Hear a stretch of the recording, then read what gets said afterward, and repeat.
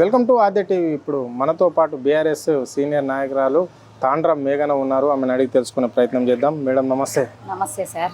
Madam ఎట్లుంది madam మీ 2 ఏళ్ల పాలన రేవంత్ రెడ్డిది? చెండాలంగా ఉందని చెప్పుకోనికి కూడా మాకు మా సీఎం ఇంత చెండాలుడా అని చెప్పుకోవడానికి కూడా మాకు సిగ్గుచేటు, అంత చెండాలంగా ఉంది. ఓకే రైట్, చెప్పండి మేడం. మరి ఇప్పుడు గ్రామాలలో అయితే ఫస్ట్ విడత ఎన్నికలు అయితే జరిగినాయి. పంచాయతీ ఎన్నికలు 4,333 స్థానాలలో కూడా పోటీ చేస్తుంటే కాంగ్రెస్కి అధిక స్థానాలు వచ్చినాయి అని చెప్తున్నారు వాళ్ళు. దీన్ని ఎట్లా చూస్తారు మీరు? ఇప్పుడు బుడమకాయల దొంగ అంటే భుజాలు దడుపుకున్నట్టు రేవంత్ రెడ్డి ప్రతి దాంట్లో భుజాలు ఎగరేసుకుంటాడు. ఎంత భుజాలు ఎగరేసినా కానీ కేసీఆర్ గారిని చూసి ఇట్లా కండ్లెత్తి చూసి అంత దమ్ము లేదు. కేసీఆర్ గారిని ఢీ కొట్టే అంత దమ్ము రేవంత్ రెడ్డికి లేదు. ఎందుకు అనంటే 30,300 ఓట్లని సర్పంచ్ ఎలక్షన్స్ ఉంటే అందులో వాళ్ళు గెలిచింది ఎంత, ఇతరులు గెలిచింది ఎంత? ఇప్పుడు వాళ్ళు గెలిచిండ్రని భుజాలు తడుపుకుంటారు కదా. ఆ లీడర్లు ఎవరు? బీఆర్ఎస్లో 10 ఏళ్ళు పందికొక్కుల్లాగా ఉండి ఈ బీఆర్ఎస్ పార్టీలో అన్నీ లబ్ధి పొంది అన్నీ సంపాదించుకొని మూట కట్టుకొని రేవంత్ రెడ్డి దగ్గరికి పోయినోళ్ళే కదా. మళ్ళీ అట్లానంటే నిజంగా నిజాయితీగా కాంగ్రెస్ కరుడు కట్టిన నాయకులు ఉన్నారు. వాళ్ళకి ఎందుకు ఇయ్యలే? వాళ్ళని నిలబెట్టేది ఉండే. వాళ్ళు ఎవరు నిలబడలే, వాళ్ళు గెలిచే సత్తా లేదు. బీఆర్ఎస్ ట్యాగ్ అనేది ఏదైతే ఉందో వాళ్ళే మాత్రం గెలిచిండ్రు, ఇతరులు కూడా గెలిచిరు. అది పక్కన పెడితే బీఆర్ఎస్ ఢీ కొట్టింది కదా. వీళ్ళు అంటారు మేము గెలిచినాం. ఖాళీ ఫామ్ హౌస్ అని మాట్లాడే మూర్ఖులకు ఒక్క మాట చెప్తా. ఖాళీ ఫామ్ హౌస్లో ఉండి రాజకీయం చేస్తేనే పంచాయతీ ఎలక్షన్లలో ఈ తీరుగుంది, మీరు కంగు తినేలాగుంది. అదే ఖాళీ ట్రైలర్ చూసే మీకు ఇంత మీదికి నవ్వుతారు, గుండెలో మీకు బుగులుంది, కేసీఆర్ గారు బుగులుంది. ఫామ్ హౌస్ రాజకీయం చూస్తేనే మీకు ఇంత గుబులు పట్టిస్తున్నారు. ట్రైలర్ చూసి ఇంకా पिक्चर बाकी है मेरे रेवंत रेड्डी साहब, आप डरो नको, 100% पूरा पिक्चर दिखाते आपको तेलंगाना हवाम. Okay right madam. మరి ఇంకా ఒకటే ఫస్ట్ విడత మాత్రం ఉంది, రేపు సెకండ్ విడత ఉంది, మళ్ళీ 3వ విడత కూడా పంచాయతీ ఎన్నికలు ఉన్నాయి. మరి ఎవరిది ఇంకా విజయం వస్తుంది అని మీరు అనుకుంటున్నారు?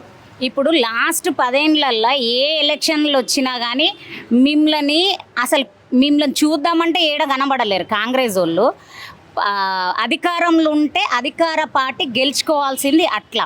కానీ ఈడ మీరు చూసినట్టయితే కాంగ్రెస్ ప్రభుత్వం వచ్చిన 2 సంవత్సరాలల్లో ఏం ఉద్ధరియలేదు అని చెప్పేసి బీఆర్ఎస్కు పట్టం కడుతుర్రు.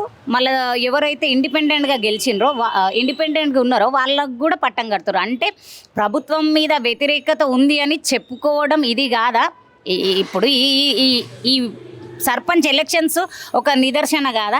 వాళ్ళు ఒప్పుకుంటలేరు కానీ యావత్ తెలంగాణ ప్రజలకు తెలుసు ఇది మాత్రం ఖచ్చితంగా వాళ్ళ ఓటమే. 2 ఏళ్ల పాలన వాళ్ళ సన్నాసుల పాలన అని అందరికీ అర్థమైంది. రైట్. ఇక్కడ మొన్న ముఖ్యమంత్రి కూడా గ్లోబల్ సమ్మిట్ అని చెప్పేసి ఇక్కడ నిర్వహించడం అనేది జరిగింది. కోట్ల పెట్టుబడులు కూడా రాష్ట్రానికి తీసుకొస్తున్నాము అని చెప్పేసి కూడా ప్రపంచ దేశాల నుంచి కూడా ఆ డెలికేట్స్ని పిలిపించినామని చెప్తున్నారు. మళ్ళీ 29 రాష్ట్రాల ముఖ్యమంత్రులను కూడా ఆహ్వానించామని చెప్పారు. మరి ఏంది గ్లోబల్ సమ్మిట్ అంటే ఏంది? మరి ఏమేమి పెట్టుబడులు వచ్చినాయి? ఇగో గప్పుడు గిట్ల ఎక్కంగానే దావోస్కు 2 సార్లు పోయి దావత్ చేసుకొని వచ్చిండు. దావత్ చేసుకున్న ఖర్చు ఎంతనో చెప్పాలి, గడికెళ్ళి పట్టుకొచ్చిన ఖర్చు, ఆడికెళ్ళి తెచ్చిన ఆమ్దాన్ని ఏందో బడ్జెట్ ఏందో ప్రజలకు చెప్పాలి. 1 లక్ష కోట్లు అని చెప్పేసి ఆళ్ళోళ్ళే, ప్రజలు కదా ఆళ్ళోళ్ళే పూలాభిషేకం పాలాభిషేకం పెద్ద రచ్చ చేసిరు. ముచ్చటనే లేదు.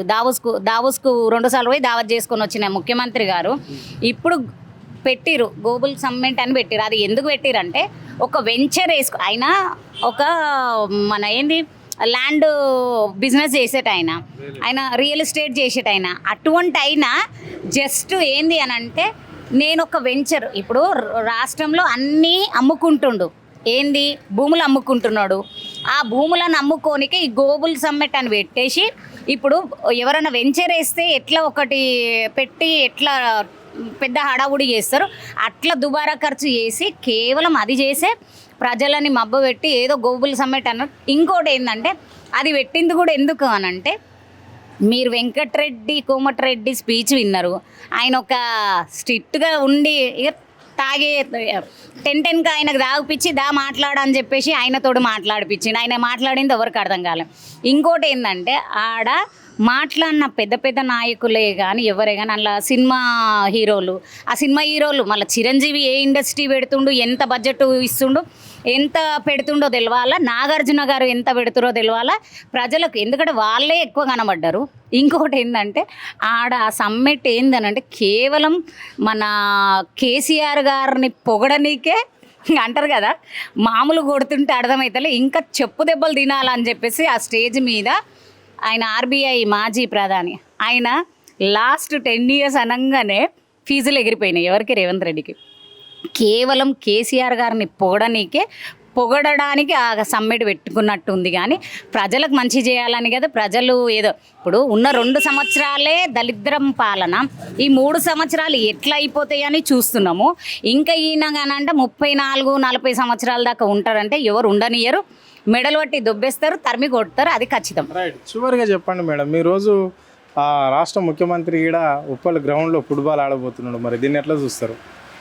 నిన్న మన ఆయనను బీసీ అననికేనైతే నాకు సిగ్గు అవుతుంది. ఎందుకంటే ఒక బీసీ బిడ్డ కుచ్చదాపిస్తే బీసీ నినాదంతో వచ్చిన అందరు నాయకులకు చెప్తున్నా నేను, బీసీలు అని మొన్నటిదాకా రోడ్ల మీదకి వచ్చిన వాళ్ళు ఇప్పుడు ఒక బీసీ బిడ్డకు అన్యాయం జరిగితే ఉచ్చదాపిస్తే మీరు ఎక్కడ కనబడలే ఎవ్వరు, ఏ కాంగ్రెసే కానీ ఏ బీసీ నినాదంతో బయటకు వచ్చిన నాయకులు ఎవ్వరు అవాజ్ చేయలేరు.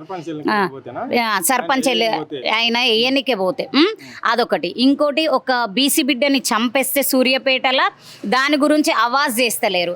ఇంకోటి ఏంటంటే మన ఏది ఈశ్వరాచారి చనిపోతే చిన్న పిల్లలకు ఆ దళిద్రుడు మల్లన్న, వాడు అసలు మనిషి కుక్కనా ఏమో అనాలనో అర్థమవుతలే, మల్లన్న అని అంత మంచి పవిత్రమైన పేరు పెట్టుకున్నాడు. ఒక ఆడబిడ్డకు 20,000 ఇస్తుంటే వీడియో చేయించుకొని ఇవ్వడం చీ అనిపించింది. ఎందుకంటే మేము మా స్తోమతకు దగ్గు సహాయం చేసినాం, రాజకీయాలలో ఉండి మేము చేసినాం. మీరు అడగొచ్చు ఇక్కడ ఖైరతాబాద్లో కూడా, నేను నా వంతు నేను సాయం చేస్తాను. కానీ ఏడ ఇట్లా పేపర్లలో వేపియడం, ఈ వీడియోలు తీపియడం మాత్రం మేము చేయలే. అంత నీచమైన పని చేసిన ఆ మల్లన్నకు, ఆ మల్లన్న పేరు తీసేసి నువ్వు ఇంకా ఏ విధవనన్నా పెట్టుకో, కానీ బీసీలకు కరెక్ట్ నాయకుడి నువ్వు కాదు. ఇంకోటి ఆ ఈశ్వరాచారి పిల్లలకు గవర్నమెంట్ నుండి బీసీ నినాదం చేసుకున్న లీడర్స్ అందరూ ఏమి ఎక్స్ప్రెషన్ ఇప్పించిరండి? ఆ పిల్లలకి ఏం న్యాయం చేసిరు, ఆ భార్యకి ఏం న్యాయం చేసిరు, ఆ తల్లికి ఏం న్యాయం చేసిరు? ఒక బీసీ రిజర్వేషన్ కోసమే కదా ఆ బిడ్డ ప్రాణాలు తీసుకుని. అదొకటి. నిన్న మహేష్ గౌడ్ ఏమంటాడు, ఈ ఫుట్బాల్ అనేది కేవలము ఆయన ఎవరు రేవంత్ రెడ్డి ఒక స్పోర్ట్స్ మ్యాను దానికోసమే అంటారు. సరే స్పోర్ట్స్ మ్యాన్ అన్నప్పుడు ఇప్పుడు గ్రౌండ్ క్రికెట్ గ్రౌండ్, అది ఇప్పుడు క్రికెట్ గ్రౌండ్ని ఫుట్బాల్ గ్రౌండ్ చేయడానికి మీ ఎమ్మెల్యేలు మొత్తం కార్యకర్తలు మీ కాంగ్రెస్ మొత్తం పార్టీ కలిసి గుంతలు దవ్వినరా, అవంతా పని చేసిండ్రా? అది గవర్నమెంట్ సొత్తు కాదని మీరు చెప్పగలుగుతారా? ఇంకోటి ఈ ఫుట్బాల్ ఆయన సెలబ్రిటీ, సరే 10 లక్షలు ఫోటో పెట్టుకున్న 100 మళ్ళీ ఆయన విలిపియనికే ఎన్ని అవుతున్నాయి? ఈడ ఖర్చు పెట్టడానికి 100 కోట్లు మన రేవంత్ రెడ్డి దగ్గర ఉన్నాయి. రేవంత్ రెడ్డి పర్సనల్ ఖర్చు చేస్తుండ, తెలంగాణ ప్రజలకు చెప్పాలా. ఇంకోటి ఏందనంటే ఆయన వచ్చి ఒక 20 నిమిషాలు ఖాళీ, నువ్వు సీఎంవి, నీకేమైనా కాయిష్లు ఉంటే సీఎంకు హాలిడే అనేది లేదు, ప్రతి గవర్నమెంట్ సర్వెంట్కు ఒక హాలిడే ఉంటుంది. నువ్వు సీఎం అయి ఉండి పిల్లలు హాస్పిటలైజ్ అయ్యి ఫుడ్ ఇన్ఫెక్షన్ వచ్చి ఎడ్యుకేషను నీ దగ్గరనే పెట్టుకుంటేవి, అన్ని శాఖలు నీ దగ్గరనే పెట్టుకున్నావు.